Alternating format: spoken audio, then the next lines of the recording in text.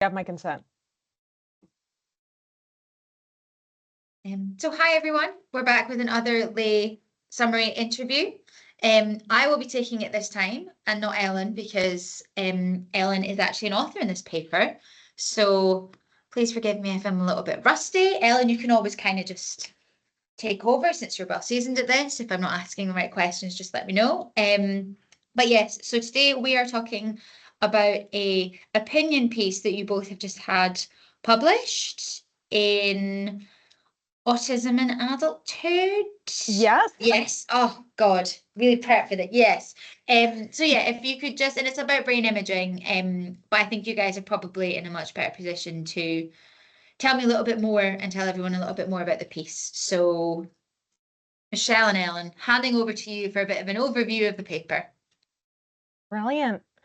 So at least from my end, a lot of this work, and correct me if I'm wrong, Ellen, I think the idea for this paper really originated from part of the work that we had conducted, like taken part in for Workstream 1, where we had 5 workshops with autistic collaborators, researchers, members of the third sector, and we all came together to kind of discuss some priorities that we wanted to set for EDAC. And we also talked about some research approaches and some methods that are used in research. Um, and one of these methods was MRI. What ended up coming out of these workshops was really important to consider, especially as an MRI researcher myself. And it kind of led to the birth, rather, of this perspective piece where Ellen and I kind of came together and we thought, okay, there MRI seems to be an interesting approach to take, but there are understandably so many concerns that come with MRI, as well as, some data sharing approaches that are used in research. So that's kind of what led to this piece. Correct me if I'm missing anything, Ellen.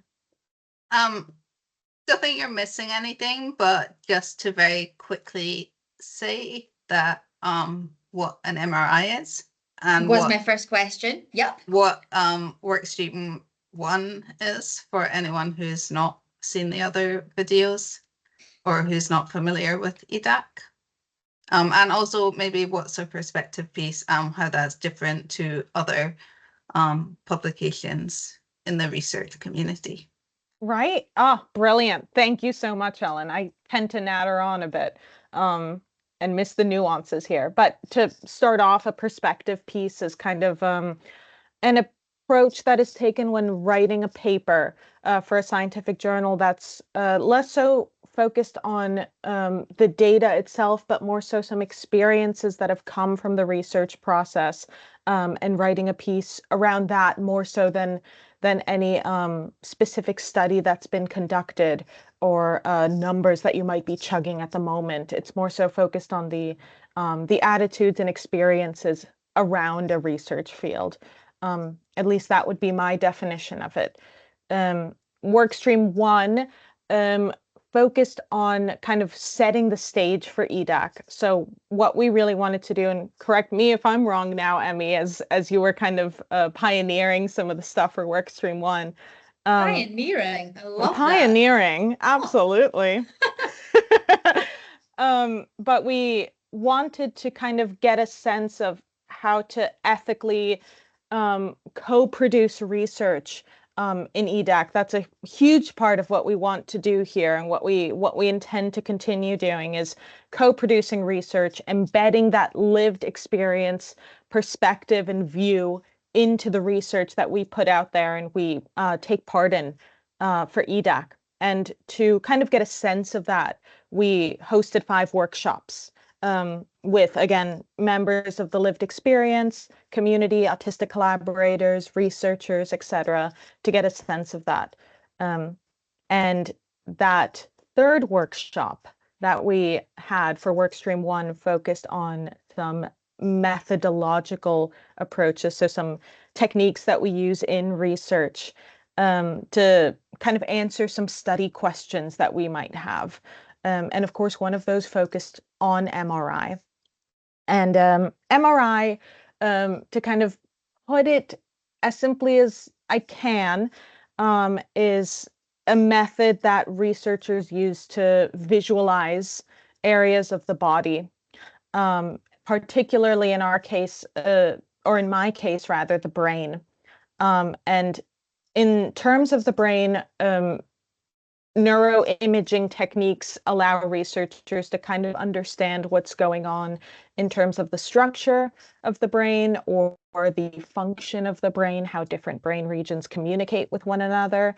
And the MRI is in many different research fields, and we'll certainly get into this, but it's considered a quote unquote non-invasive approach, being that it uses magnetic fields and radio frequencies to kind of shift molecules and protons in the body.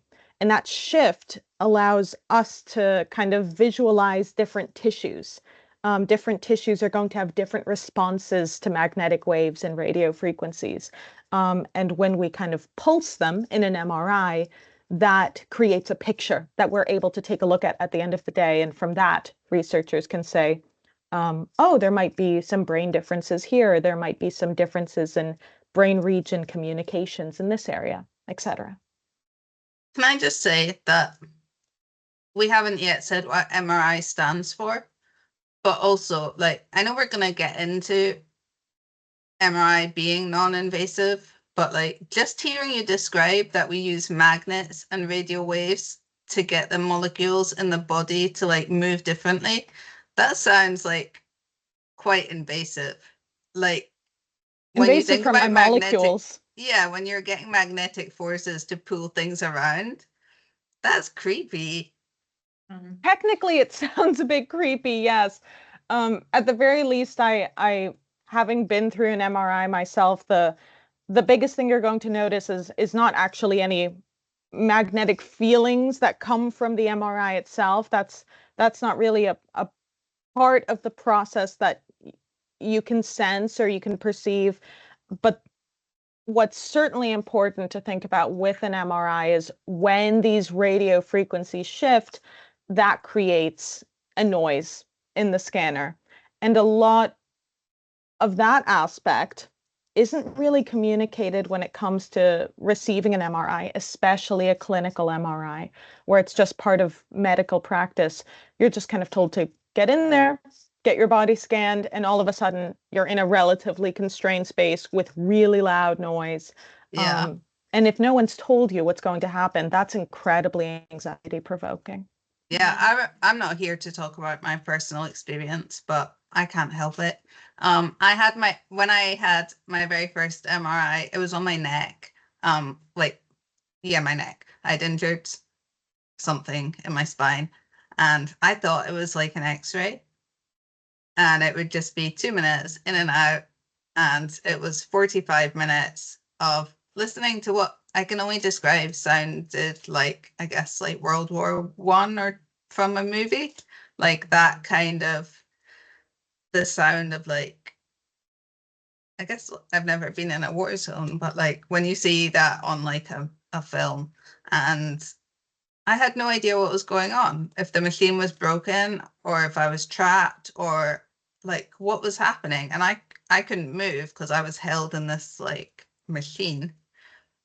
And it was just so weird. Like I wouldn't Yeah, say I wouldn't say I was like I was nothing but confused, frankly.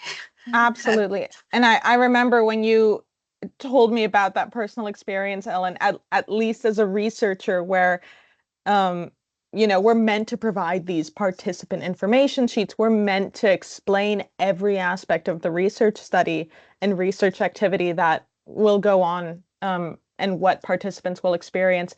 I was so alarmed when you told me about your experience because at this point, it's, second nature to explain this will happen when you go into an MRI. This is standard procedure. MRIs do happen to be noisy. This is how long it'll take, etc.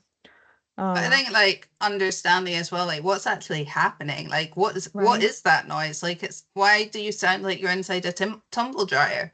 Right. like what's going on.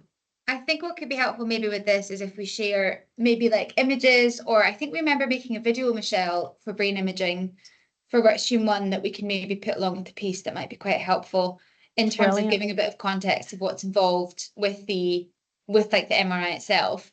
In terms of the paper, I'm going to bring us back on track here. So a lot of the things that we're discussing obviously raise this quite like an ethical concerns, particularly when we're talking about the autistic community, in terms of, I mean, you've talked about lack of transparency, you've talked about kind of potentially sensory stuff. So was that kind of, when you were wanting to write the paper, was that the kind of angle that you aim to kind of discuss, like the different kind of ethics surrounding and considerations that would be required specifically for autistic people? I think there was a few different kind of issues, because first of all, like the experience of having an MRI, although Michelle rightly described it as non-invasive in terms of like nobody's having like any type of like biopsy. Yeah, biopsy or brain being opened up or anything.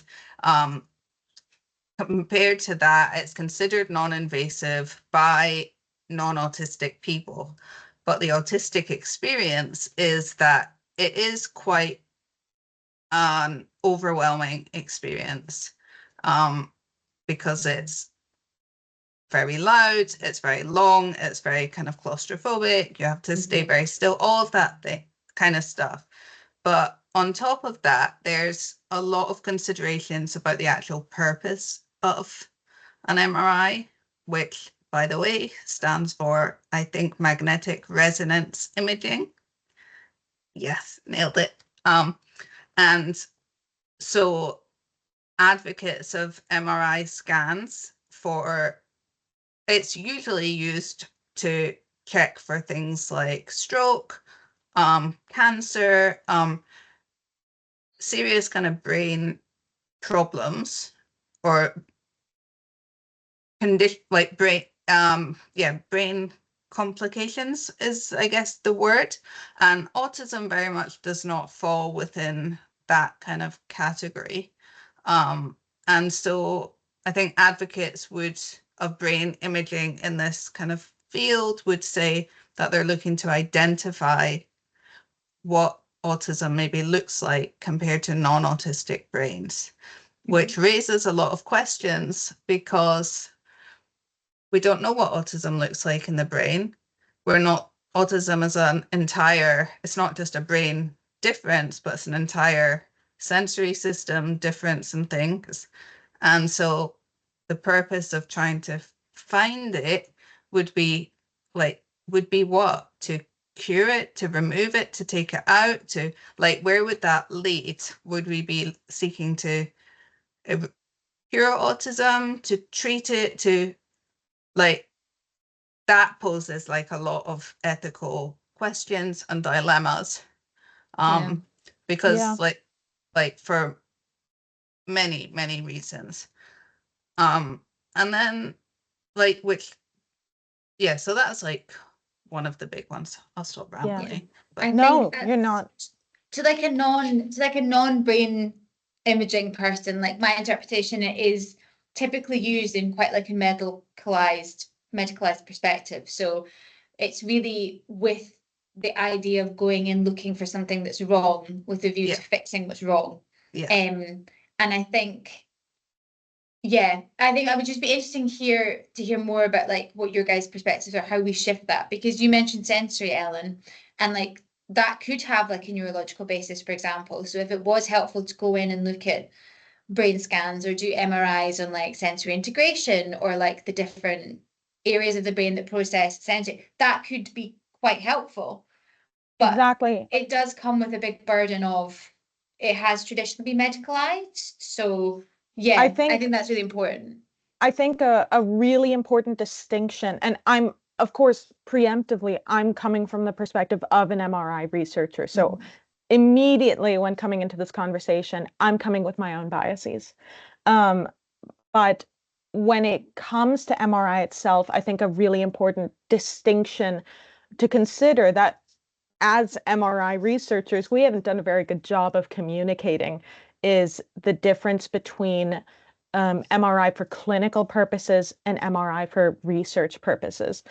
Um, MRI for clinical purposes is usually for the means of diagnosing or identifying a condition, let's say cancer or stroke, detecting brain atrophy associated with stroke, let's say. And MRI can very much also be used in that sense for research purposes, in the sense of let's see if we can better the mechanisms with which we can use MRI to diagnose stroke. And that could very much be used in a harmful way to the autistic community as well, where we could say, in a worst case scenario, let's say we take some scans of autistic people and say, as Ellen mentioned, oh, we've identified this region, now let's seek to cure it. That is the worst case scenario, but also a very real scenario that has already been present. I think MRI can be really important when used in that research setting to, for instance, investigate the subconscious mind, what goes on, what brain regions are important for certain aspects of our human identity and experience. And at the very least, it can, in weird ways, it can also sometimes be used to reduce that stigma. Not necessarily with the autistic community, but at the very least, I've been doing some studies with ARFID. That's been highly stigmatized as just a picky eating disorder when it's avoidant restrictive food intake disorder. It's a very real thing. Having some concrete findings there saying, no, there's actually something different in the brain that's going on. This is a very real thing. This isn't just a choice. Again, that's not necessarily the same thing that we'd be doing with autistic people or studies with autistic people. But just to kind of shout out and say there are some advantages to MRI, which is why we need to do a better job at considering how to tailor this approach to the autistic community. It's not a very friendly approach. Yeah, and I think that kind of highlights really nicely kind of what you touch on in the paper as well, is we are working at this intersection between autism and eating disorders, where one is a clinical condition, like the eating disorder is a clinical condition that ideally someone would be without, and autistic is an identity. And I think it makes a very unique, potentially hugely impactful, but potentially unique area of research with significant clinical implications that makes it quite tricky to navigate. So in terms of like other areas that you touch on in the paper, so what kind of other main findings have you found or suggested, because it is a perspective piece? Is there anything else you'd like to expand on a little bit I think before we talk about impact? just to pick up on that, and also your point about like scanning for the purpose of like looking at things like sensory differences, which could be potentially helpful. Something that I think is really important for like broader research as well, not just MRI, is that what we heard in Workstream 1 and what we have been thinking quite a lot about is that we would be advocating for comparing the brains of autistic people with eating disorders with autistic people without eating disorders, because we want to know, like, that's the kind of thing that is relevant and useful for improving the lives of autistic people. Like, it's no use to us or to the autistic community to know what a non-autistic person's brain looks like. We want to know why some autistic people are thriving and why some are not. That has much more fruitful purposes than trying to cure or eradicate autism.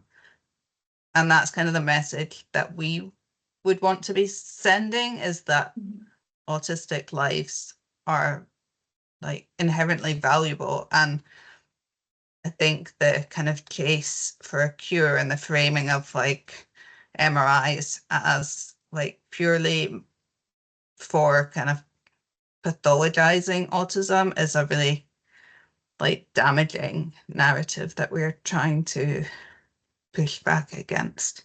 Yeah, and I think to add to that, Ellen, I think what was quite powerful to me with the background that I have is, of course, listening to the caution and the experiences had by the autistic community when explaining MRI, but also the fact that there is this natural curiosity to want to understand, who am I?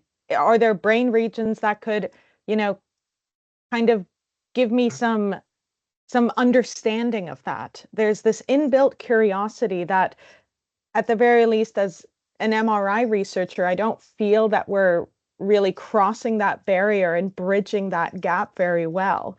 Um, and so it was very powerful for me to hear the perspectives of people had. And some of these quotes, of course, can be read in the perspective piece as well. Um, and it, at the very least, on my end, fueled this need to kind of address this, in the sense that MRI can be a really valuable tool in some cases. It's been medicalized in many cases and been very harmful for the autistic community. And despite these negative experiences held by the community, there's still that inbuilt curiosity of wanting to promote understanding. So for me, that was a huge personal motivation for me to work on this piece with you, Ellen.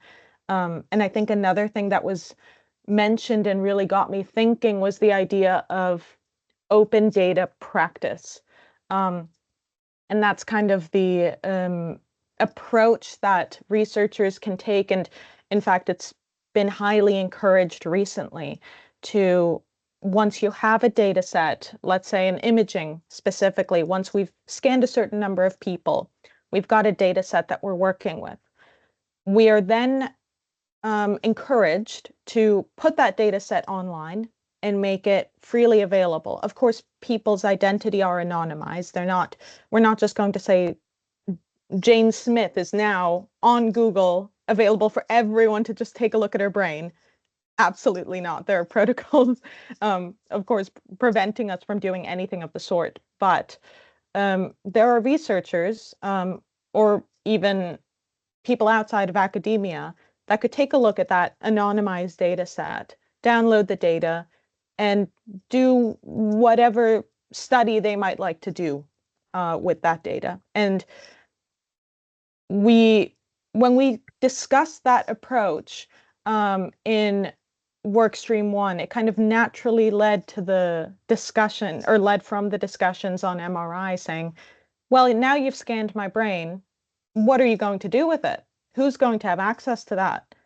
Is my data going to later down the line be a part of a study that aims to harm or eradicate my identity? How do I control that? How do I prevent that? And with current data regulations in place, with the Data Protection Act that's specific to the UK, there's not really a manner with which you can prevent that on a case by case or specific basis.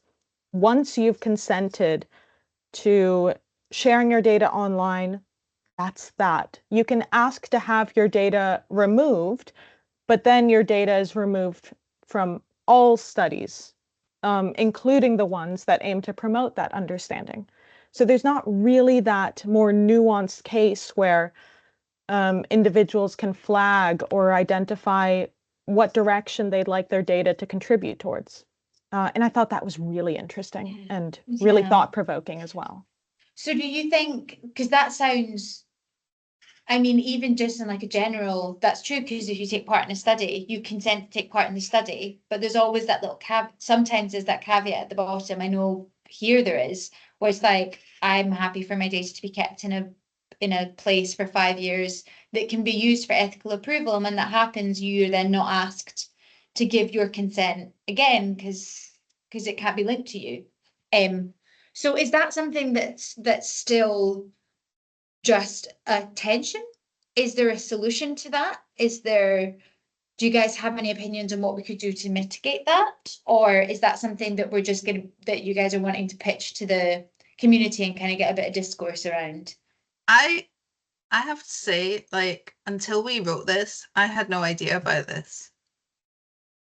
Mm-hmm.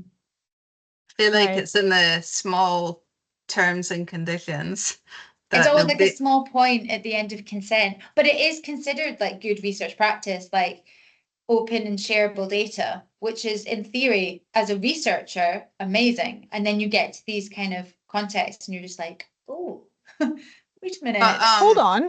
like, so I feel a few things. I feel like people don't know this. Mhm. They don't understand, like, they don't know the implications of it. And the phrase informed consent gets used all the time. And if it's not informed, it's not consent. And I just think it's so problematic that, like, as somebody who works in research and wants to contribute to research, I would probably sign and consent to research anyway, but like, I probably would not be thinking someone's going to use my research for something I don't want to be signed up for. And what we were thinking about and what we were talking about in Workstream 1 and what we were hearing from people is that while we have good intentions with what we're doing with MRIs and what we're discussing and what we're talking about today, there's a lot of research happening with MRIs and the much more kind of medicalized research into autism that is looking to cure, that is looking to eradicate, that is trying to find the causes and the, like, how do we cure autism? How do we get rid of it? How do we, well, we can link to some of the, I don't know, maybe, yeah. And people might want to sign up for our research. They do not want to sign up for those types of studies, which is perfectly legitimate and reasonable. Well, I mean, that is totally legitimate and reasonable to not want to sign up for any study without consenting. But like, you can be morally opposed to certain studies and you're not being able to opt in and out of each study that wants access to your data seems like really problematic.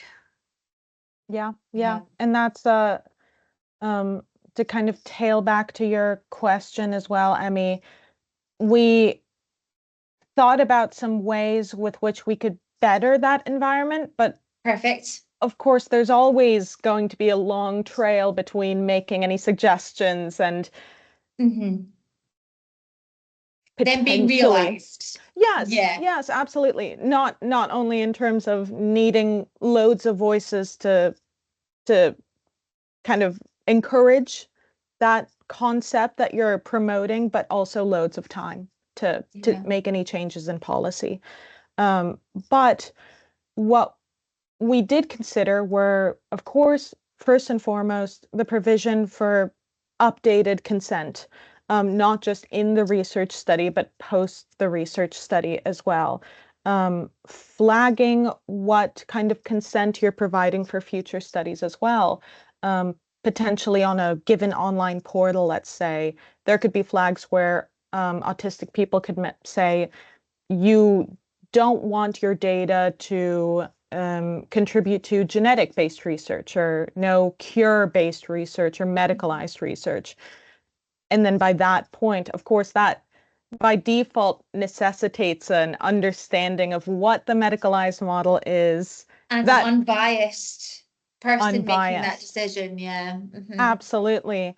Um, so there are, of course, caveats to it, but I think, for the purposes of this perspective piece, the most important thing was to at least have a really good think about how can the research climate and culture address this reasonably, and what can we do to benefit the autistic community and also bridge the relationship between academia and research and the lived experience community, because Ellen and I have talked about this at length, researchers and academics have done a lot to harm the identity, and that's created a very understandable barrier and caution. But I do think as well that, like, in terms of consent, no data can be used for something other than this specific study. Like, it just cannot be said that somebody has given their informed consent to contribute to broader studies if they haven't truly been informed. Like, if this has been snuck in kind of terms and conditions, which I believe I don't believe it's being made explicit enough to people, the ramifications, then it's not informed consent. People are not consenting to this. So Absolutely. I think it's kind of a loophole. I don't think it's right. Yeah, I think it's one of those cases where, like, if you're reading the consent form, it is on the consent form, but it is like just whether or not it's worth having like a discussion about what's on the informed consent. But then there's a lot of stuff about these, resources. It's a really, really tricky one. I don't envy you guys having to have formed suggestions on this, but I think this conversation is leading quite nicely into kind of my final few questions about impact. So we've kind of talked about this a little bit, like doing research that's more meaningful for the autistic community, because really that's the people that we're wanting to serve with this research. So in terms of, like, someone's watching this video or someone's gone out and they've read the paper, right? I'll ask the same question to both of you. What would be the dream impact of this opinion piece? What would you like to see happen as a consequence of this? Shall we start with, does anyone want to go first? Ellen, you look like you're ready to go first. Or is it a hard question? I don't have a serious answer. Go on. I was Even going to say, give us answer. loads of money to go on a speaking tour about Yeah. doing ethical MRI studies and data collection, and we will happily come to any location. Yeah. I don't think that's not serious. I think it's a conversation that needs to be had, and like that's sustainable impact, kind of having that conversation in lots of different contexts. Yeah. Yeah. If Michelle? anything, Ellen, I think that makes me think just more awareness needed. Awareness is needed. I think, like, just like I think eating disorder research and autism research kind of happen in silos, and EDAC's trying to bring them together.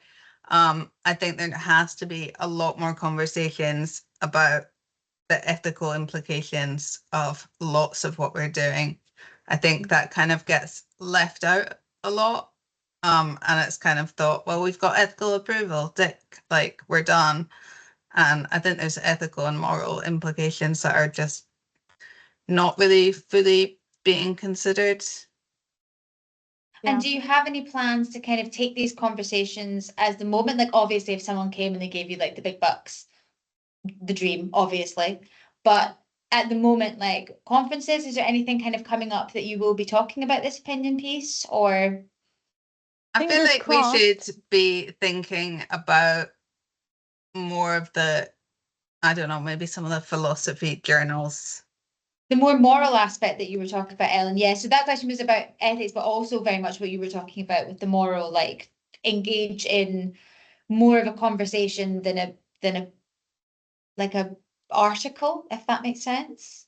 Yeah. So kind of engaging in more discourse. I think that could be quite a, yeah. Yeah. And fingers crossed for, I think, INSAR 2025. I think we're aiming to get a poster out there for that. Brilliant. Okay, that'll be a really, really important place to kind of share these findings. Absolutely. And I think if there was anything I could say to answer your question, Emmy, I've been trying to have a thought about it. It was a big question, to be honest. I didn't prep you on that one. So. It's a good one. It's a good one. Thanks. Thank you. I'd say you're welcome. I'd say for neurotypical people, all of these research practices and all of these approaches seem hunky-dory, fantastic, so ideal to understand the brain through MRI. Incredibly exciting that we could provide data on an open access measure to get researchers more connected to data and more able to conduct research. For the autistic community, that's an incredibly different experience. And I'd say as researchers, despite the fact that these approaches or these philosophies even can seem quite exciting, we need to do better. That would be my thinking. Okay, interesting. So I think the important thing is for impact, it's kind of not just sharing it, but it's about who we share it with potentially. So making sure that we're reaching researchers and we're reaching the community and we're reaching kind of the two different fields at the same time. So kind of multiple areas. Absolutely. Multidisciplinary, cross Yeah, institutional, cross party, just make it Yeah. available. everyone with a pair of ears. Exactly. Great. Okay, fantastic. Well, that answered my question very well. I think my final question to you both is the key take-home message from this discussion. What would be your key take-home message to anybody watching this?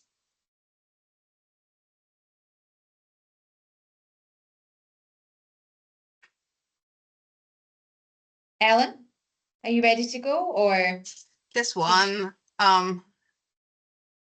Mine would be like similar to what it would be for all our research, sorry, but it's that people with lived experience need to be driving research from like the very start, to be thinking about what type of research is being done and why. Yeah, and I think that's the lovely thing about this paper is that it came, your guys' discussion on putting this paper out there came from the workshops and came from lived experience and was something that we hadn't considered before. So it was very driven and then led or But I co-led think as by. well that like it kind of really highlights that the bridging of lived experience and professionals, because if it hadn't been for like Michelle, the issue of like open access data, like we wouldn't know that. Yeah, the collaboration between the two of you. Yeah, that's a good Teamwork point. makes the dream work. Absolutely. Absolutely. And that what you were saying, Emmy, was very similar to what I was thinking, in the sense that and kind of ties into what you were saying, Ellen, have that lived experience perspective from the outset. Be inspired by the community to conduct your research and think about the big picture behind your research. Are you just ticking a box, or are you aiming to help people at the end of the day? And I think our perspective piece, in its own little baby step sort of way, we're trying to say research culture might seem great for in the neurotypical point of view. That's not the case the way the autistic community sees it, and many members of the autistic community see it. What can we do better? And truly question that and internalize that, and don't. I would also say, as a researcher, don't beat yourself up too much and necessarily get in a rut, but focus on the fact that these voices exist and focus on doing better. Focus on conducting your research and actually seeing members of the lived experience help you conduct that, help you design it, see the vision at the end of the day, bridge that gap. It all sounds very, I'm not sure what the word is, not cheesy, but it sounds very fluffy, but it's all true. And it's all incredibly important for research, especially for quantitative research as well. I think a lot of us can get stuck behind an Excel spreadsheet, or stuck behind R, focusing on our code, when there are real people we want that code to impact. I will take this opportunity to vow never to get stuck behind R. Oh my God, yes. No, I think that's a good vow. And It's too late for me, fellas. I'm Keep here on for the the good people. fight. Keep on Yeah. the good fight. For people who don't know what R is a statistical analysis, like a stat software, and it's all based on code, and you've got to type in your code and it spits out all your maths for you, which sounds like it should be a helpful thing, but it's You have to Yeah. know code and maths. yeah, you have to know code, and then it helps to know the under. Yeah, definitely. And I didn't know either when I started learning it. Well, one day you will, Ellen, I'm sure. But if you don't want to, you don't have to. You would think years of having an eating disorder and counting calories would have helped me with my maths, but turns out it's not a very transferable skill. So I realized Ooh. that as well, Ellen. I was like, oh, there's another learning curve here, isn't there? yeah. Oh well. Um, Fantastic. Well, I don't have any further questions. Thank you so much for inviting me as like a guest host. I loved it. I will hand back to the expert for future ones though, so we'll be back to Ellen. But yeah, thanks for having me, and thank you so much for sharing everything about your opinion piece. thank Thanks so you. much. Find us on Autism in Adulthood and on the EDAC website. And on YouTube.